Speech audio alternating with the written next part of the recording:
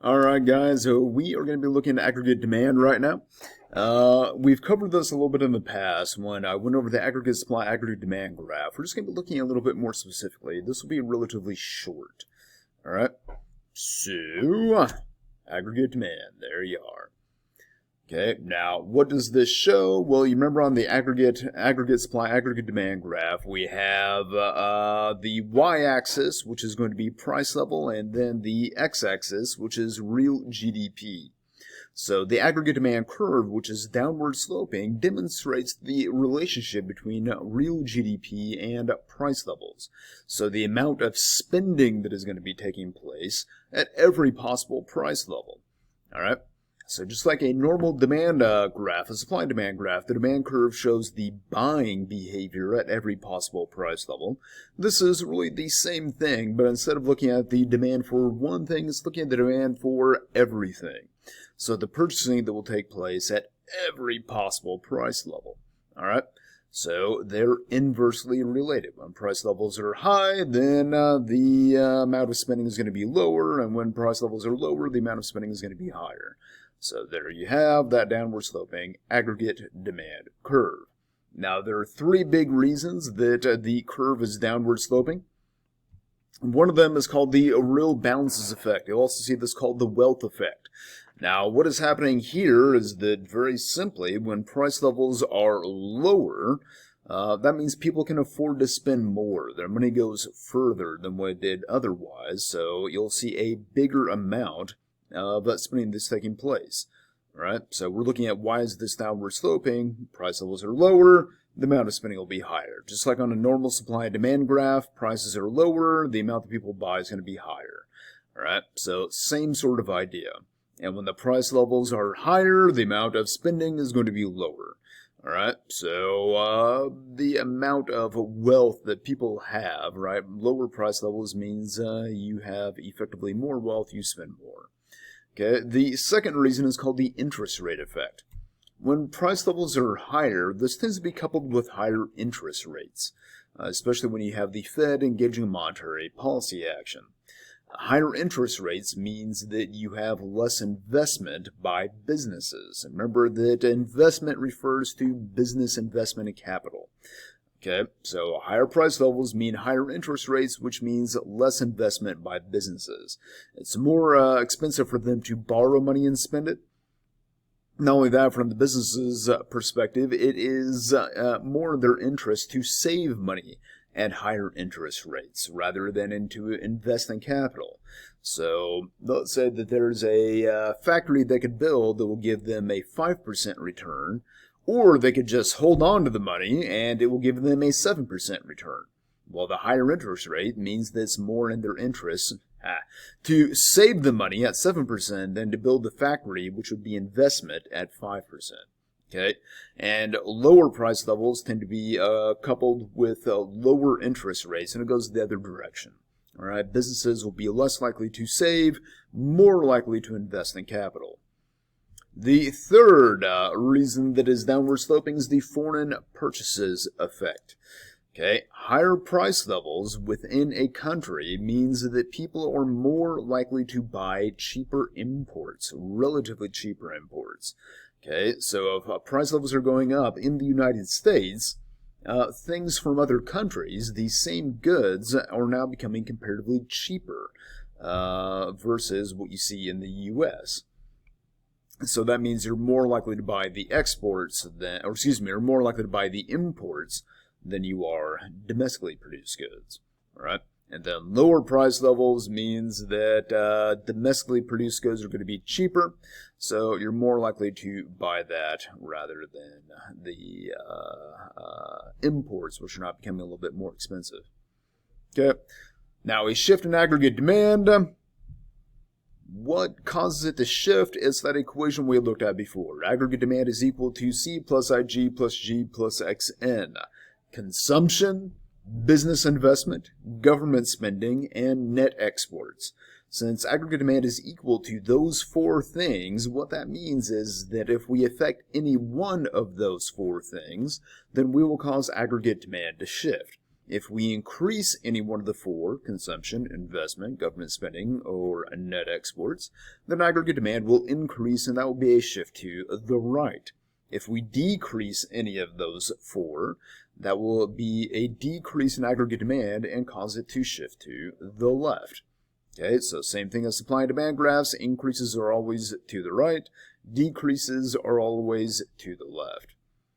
So here we have an increase in aggregate demand, right, shifts to the right. Decrease in aggregate demand shifts to the left. Hopefully this should be relatively review stuff, right? So I'm not going to go through all these. We've actually gone through all this on a different PowerPoint when we talked about gross domestic product. It's the same stuff, right? Remember, we can measure gross domestic product by using the expenditure approach, which is the CIGGXN, which is the equation for aggregate demand, right? So everything that fell into there before is what falls into there, okay?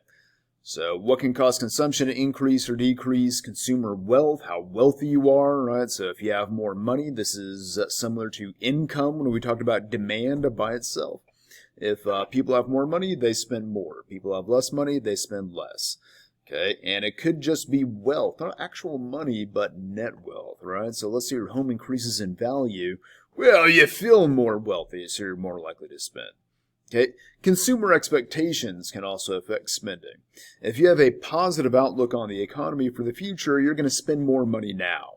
If you have a negative outlook on the economy, you're worried about what things are going to be like in the future, you'll spend less money now, more likely to save. Okay, household indebtedness. How much debt does the household have? So less debt means more spending, whereas more debt means less spending, right? More debt means that you have to pay more money back for the loans, for the debt, which means you have less money you can spend at the time. So more debt will shift aggregate demand to the left because it decreases consumption. And then finally got taxes. If you increase taxes on people, they have less money to spend, aggregate demand will decrease. If you lower taxes on people, now they have more money to spend, which means they'll spend more. You'll see aggregate demand shift to the right. Okay, the gross private investment, what will affect an investment from my business perspective? Okay, real interest rate, we kind of talked about that, right? If interest rates are lower, you'll see more investment happening. Reason for this is it's easier for them to borrow money and therefore spend it on investment. But it's also what we had talked about a few minutes ago. Lower interest rates means that investing in capital, like factories and whatnot, are more likely to have a positive return greater than what the business could earn simply by saving the money in some other form. Okay, and higher interest rates will decrease investment. Higher interest rates means that loans are more difficult to take out, so they'll be less likely to do that and therefore spend it on investment. And the projects are less likely to have a return above what the business could get by saving it instead. Okay, expected returns. If a business has a higher expected return, think that they're going to get more money back in the future, a higher return on the investment, therefore they're more likely to invest. If they think conditions are such they'll get a lower expected return, they'll have less investment. Okay, so it can be affected by future profitability, how well they think the industry is going to do, future technology abilities and efficiencies, excess capacity. When you see the term stock of capital, it's kind of what it sounds like. Stock of capital is talking about how much capital exists within the economy. So if there is excess or surplus stock of capital, what we mean is there's more human-made resources out there than what the economy needs at the time. Okay? If there's surplus stock of capital, you'll see less investment because there's already too much, right? The business is not going to invest even more capital when there's already too much out there. And if there's a shortage in the stock of capital, the businesses will be more likely to invest at this point because there's not enough, right? So think about, well, if there's not enough factories out there, well, then we'll build the factory because we'll be more likely to make a profit. Okay, and then finally, taxes on businesses will also affect them in the same way as taxes on individuals does. All right, government spending, that's all there is to it, right? The government really isn't affected by, you'd like to think it'd be affected by interest rates and all that. but it's really not. They'll spend more or less according to whatever policies they want, especially fiscal policy. Okay, and then finally, net exports. Remember, net exports is exports minus imports. Exports contribute towards GDP and aggregate demand. Imports take away. Okay, so net exports are sensitive to exchange rates, right? The international value of the dollar.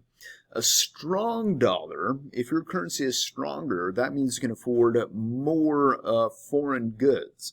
Okay, a strong dollar means you'll import more. It also means you'll export less because your goods now become comparatively more expensive for other countries. So a stronger dollar means more imports, fewer exports. So that means that net exports goes down, and therefore aggregate demand will shift to the left. A weak dollar goes the other direction. A weak dollar means you will import less because you can't buy as much foreign goods. However, you'll be able to export more because now your stuff becomes comparatively cheaper for other countries. So if you import less and export more, that means the net exports will increase and shift aggregate demand to the right. Okay, relative income will affect net exports. If you have a strong foreign economy, all right, foreign economies are doing really well. That means they're getting lots of income, and as a result, they'll buy more stuff. So you'll be able to export more to them if foreign economies are doing well. And that means that aggregate demand will shift to the right because higher net exports. Weak foreign economies, like if other economies are in a recession, they can't afford as much of your stuff because incomes will be lower. You export less, net exports goes down, aggregate demand shifts to the left. All right, so that's really it, right? So anything that affects C plus IG plus G plus XN will cause aggregate demand to shift to the left or the right.